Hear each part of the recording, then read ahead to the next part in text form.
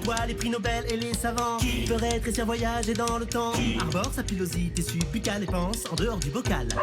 Qui sait expliquer ce qu'est la radiation. Contacte-t-on pour poser une question. Le professeur Moustache.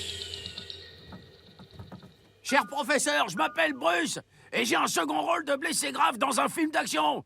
Dans la vraie vie, si je me fais tirer dessus, est-ce que j'aurai une chance de m'en sortir? Au cinéma, quand on veut stopper quelqu'un, on lui tire dans les pattes.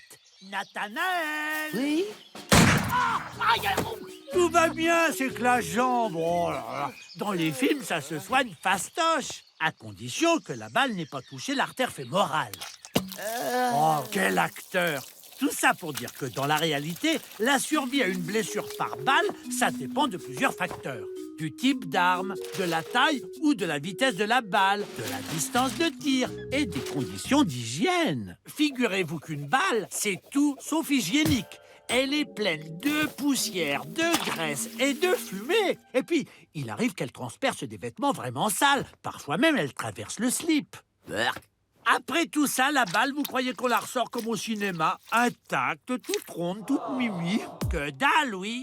Car après l'impact, la balle peut éclater et former des éclats pointus, sans compter les bactéries qu'elle a transportées avec elle dans la plaie. Après, ça fait un peu comme la bouche d'Angelina Jolie. Ah, ça fait mal! Chuchote.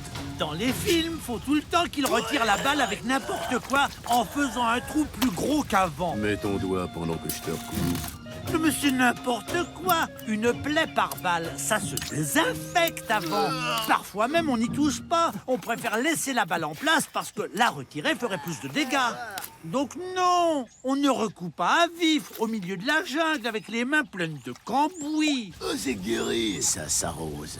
Non mais messieurs, tirer en l'air comme ça dans la vraie vie, vous oubliez. Une balle de 44 Magnum, par exemple, file vers le ciel à 800 mètres secondes.